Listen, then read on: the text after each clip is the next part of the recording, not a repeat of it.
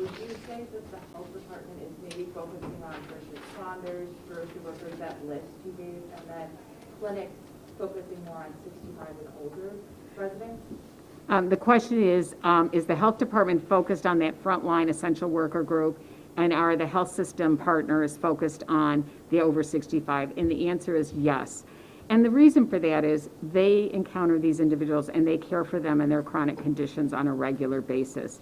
We also felt it would be most expeditious and efficient for them to be able to vaccinate their patient populations and let us focus on these frontline essential workers that are out having to work and really can't always get away to get a vaccine in a clinic during the day. Now, Illinois is a bit behind with administering the vaccine compared to other states. If you could kind of comment on that and where we stand compared to others, and why is that? The question is, how do we compare with other states? Well, I'll be honest, I stay focused within my county and my region. I think the challenge has been, without a national approach, that each state has come up with its own plan. And then, depending upon how the authorities and how the health departments within that state function, then the plans can even look a little bit different. And I've been upfront with you that our plan has to be different, right, than, let's say, a neighboring county that isn't a regional employer, doesn't have 3 healthcare systems. Our phase 1A group is much larger because this is where people come for their health care. Now, that doesn't mean there aren't challenges that are different in a more rural type community, but we have to understand that that is a regional difference. That's what makes our area vibrant. It makes it one that attracts people to the region, but it also makes it more challenging. I share very similar feelings and sentiments with my colleague in the city of Chicago about what that's like to try and be able to be a large municipal employer, group. We have lots of people that come into our area. I've heard, well, do we only vaccinate Winnebago County? And we have said from the start, if you come in, you work in Winnebago County, you live in Winnebago County, we will vaccinate. So when you see the IDPH report, it is where you live. But I want to be clear, we're vaccinating well over that because healthcare workers come from all over. We're a destination for people to come and be employed. So I think the challenge is, again, understanding those strategies, where we're at, and who's included in phase 1B. Phase 1B, when you go to over 65 versus a 75 or something, that changes the layout as well.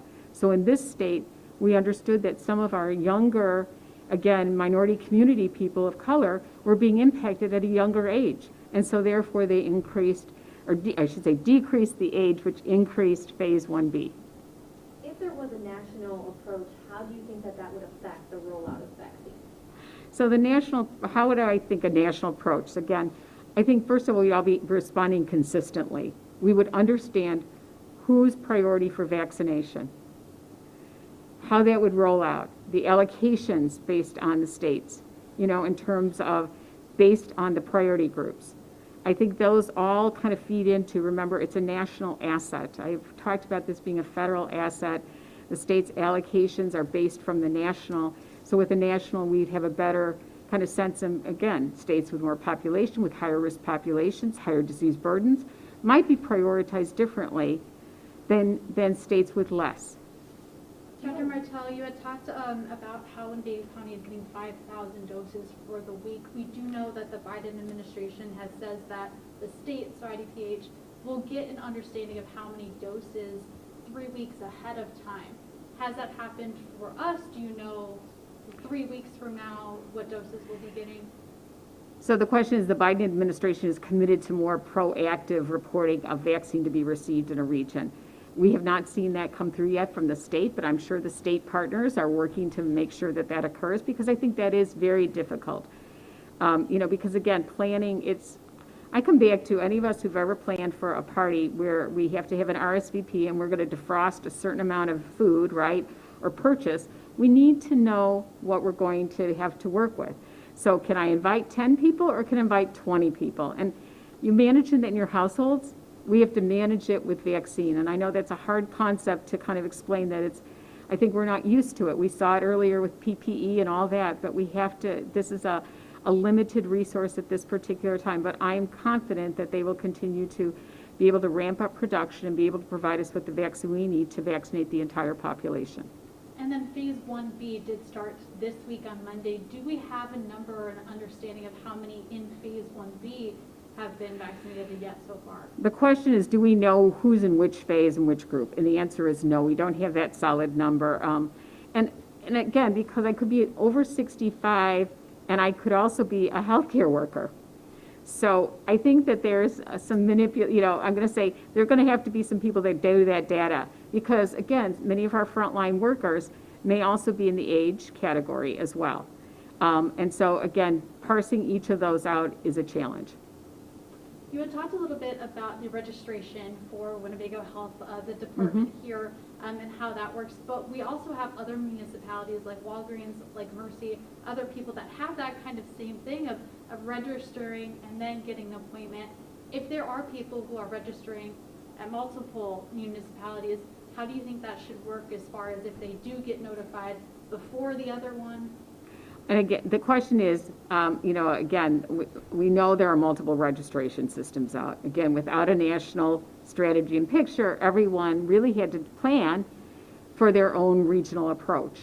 And so now you see Walgreens having a registration system, we have a registration system, another county may have another registration. I think I know that there's been some thinking, should they only register on one system? Can they register on multiple? I don't think it hurts to have redundancy from an emergency preparedness perspective, so register on as many systems as are appropriate for you to register on. And then again, when your opportunity comes up, please get vaccinated. I kind of, sometimes I'm kind of amazed the number of people want vaccination. We offer appointment and they say that's not a good time. And, and I come back to, well, everything's different in a pandemic. Let's face it, none of this has been a good time, right? Many of us have had to change plans. We have had weddings that couldn't occur, funerals that couldn't occur, events that couldn't take off. And I say, we've got to make this a good time. So when you get that call or you get that appointment, whatever the system is, take advantage of that appointment. That vaccine has been reserved for you at that appointment. And then just to follow up with that, so if somebody does register with the health department, and then let's just say Walgreens as well, they end up getting Walgreens first, what should they do about the health department's appointment that was made? Well, if it goes out, they can cancel it, right? They can, when it comes back up, we have also added now, because so many others are coming online with registration, they will say, have you received your vaccine elsewhere? Because, so we are trying to accommodate that as well, recognizing that, and I don't call that gaming the system. I think it's being reasonable about trying to figure out what's the best route for you to go. But where you get that first shot, you should get that second shot there as well too, right? Correct. The question is, where I get my first shot, should I get my second shot? Yes, but more importantly, to make sure you get the same vaccine type. So that card that we're all required to give you, that is one federal thing that we all have to give, is a vaccine card. It's, I'm going to say for all of us who like technology, a little old school, that's your card. It shows you which dates, which doses. So for instance, I know we've got people that travel, and my challenge is I can't always, if again, vaccine shortage comes up or something occurs, if you've traveled out of the area and are planning to travel back in, again, these are challenges you're going to have to take. It's a risk, in making a plan. And so our goal, though, is to make sure that we can vaccinate as many as possible. I'm sure if you're in another state that they also are going to be doing the same thing. So how will they know which vaccine you got? They're going to show the card. Going back to the national approach, do you know why we don't have one? The question is, do I know why we don't have a national approach? Well, I think, all politics aside, remember, I think most times states are asked to make plans appropriate for their roles and their populations and their citizenry. I think we're facing one of the largest unprecedented challenges. We've said this before. We haven't seen a pandemic before. We've seen outbreaks in states, right? We've seen, different things occur at the state level. But I think our role in our government has often gone to local control, right? Where the local citizen have input. I think the challenge is when it rolls up to such a large scale where the locals then really become a national concern. Now, phase B, you mentioned how it's majority of the population is in this phase. Have you needed more staff to help administer the vaccine just across the board, like retired nurses and doctors coming back to help? The question is, do we need more vaccinators? I'm going to just put it in succinctly. Of course we do. We have put the all call out, but I come back to most people have daytime jobs, right? So as healthcare systems have returned, so our medical reserve corps has been stood up. It includes students, it includes retired, it includes active that even on a weekend might be able to support us. So when I come back to, we are your locals. We are your neighbors, your friends, your colleagues, your residents. We are vaccinating you. We are coming together. Sometimes we've never met each other before, and we say, I'm assigned to work with you at the clinic, and away we go.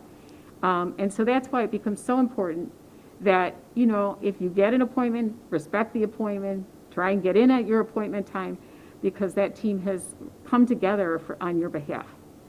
And could you just reiterate the importance of that priority that you guys have created? Because I know there are some frustrations out there for those 65 and over and having to wait. Oh, sure.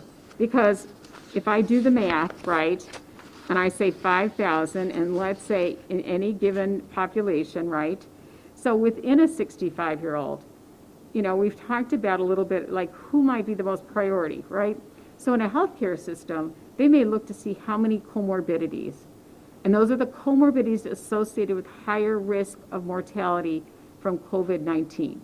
That doesn't mean every medical condition, right? So they may say, okay, I'm going to take the first group of 5. They're going to be offered appointments first, right? Because I've got limited doses. I want to make sure that those who are most likely. Then within mine, as well as the frontline workers, right? Because they're more likely to transmit to others. So if I've got individuals who are able to stay safely at home, right? And I know it's not fun sometimes, it's boring, it's inconvenient, but I might have to prioritize a transit worker over the 65-year-old with diabetes because this one is out, the bus driver's out in the public. That doesn't mean I don't think that one is better or worse. It's because this person is more likely to acquire and transmit versus this person who's staying secure, you know, really limiting their context. This person doesn't have that choice. So in order to ramp up that 5,000 per week, is it a matter of getting more people to vaccinate, or are you getting up? Is there a plain supply on hand in order to do so? It's a combination. So our health systems are building that in their capacity within their clinics and their, you know, services. Remember, during healthcare, we had to all kind of take care of each other, right? So, and then the second part is then making sure we have adequate supply of vaccine, because not only do I have first dose, I have to plan for second dose. How many vaccines are the county doing a week? Well, right now, you look on the site, and again, it's based on thing. I mean, in terms of number being done, we're averaging right now over 1,000 a day. And at the rate that we're going, when do you expect us to be able to start vaccinating people in 1B? No, okay, so the question is, when do I anticipate being able to start vaccinating in 1B? We are currently doing people in 1B, and concurrently while we're finishing out phase 1A. Okay, when do you expect to finish 1A? Well, that's, we've got about, based on our information and our registration system, we've got over 2,000 that are still in phase 1A. So we're continuing to work on that while we advance 1B. That's why we need our healthcare partners to work with us on the 1B, the over 65 1Bs. We are also concurrently going into some of these sites to vaccinate. So you'll start hearing about like the schools and the school personnel that are going to be vaccinated in their locations. Our partners have stepped up, places like Oak Street Health to help on this, are what we call our occupational medicine type wellness provider. So Marathon Health has stepped up to start working on City of Rockford, phase 1B individuals, and Swedish American Better Life Wellness is working on phase 1B county employees. Dr. Martell, we talked a lot about patients right now in this 1B phase. As we know, so many people qualify for that phase. But do we know if there's a little bit more confusion or issues going into the registration process?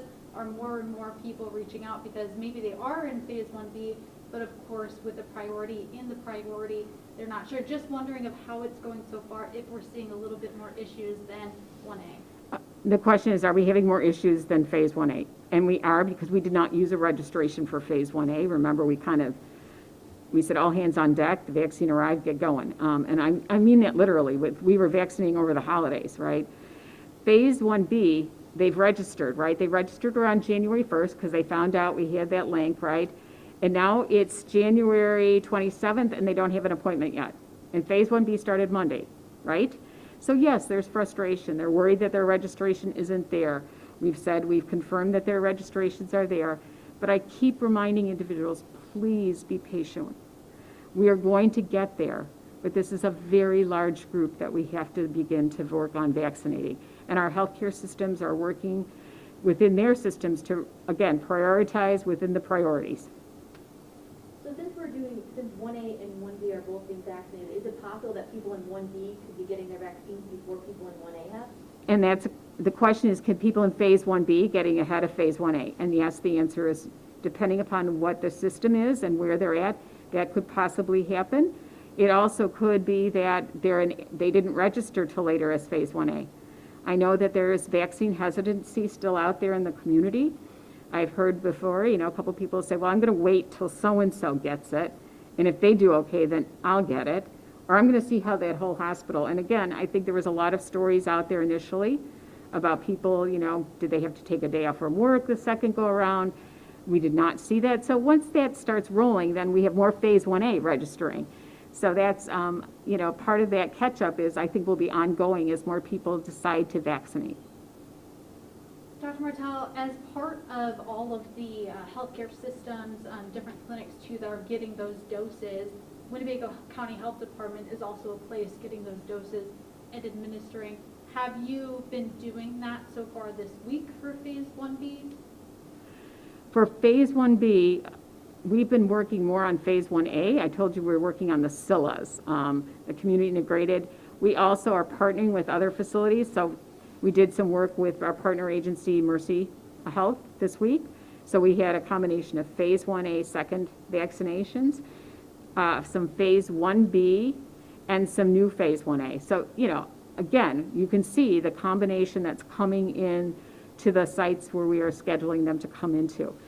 And so we have also partnered things like with Crusader Community Health. We are doing different, Oak Street started their slow ramp up as well for appointments. So we are all working together to try and deliver as much as we can, as efficiently as we can, and as safely as we can. This vaccine, you have to monitor the individual for 15 minutes after they receive it for potential for anaphylactic reactions. So it's not like I can just let you go and walk out right now. I've got to sit you down, I got to watch, make sure you are doing okay before I release you. So I always call it like you're sitting in the penalty box for about 15 minutes before I can release you. So it's a little bit more, it's not like you can rush into a place, but I do want to make sure that people understand there are no walk-ins. No walk-ins. Let me repeat that. If you can't put it in bold, headline, whatever that is, because when a system has to deal with walk-ins, it can't deal with its appointments if they're having to spend time explaining. And every individual we've heard, we understand the stories, the chronic conditions, the loneliness, the isolation. I want to be able to see my loved one. We understand, and we were working as effectively and efficiently as we can to vaccinate.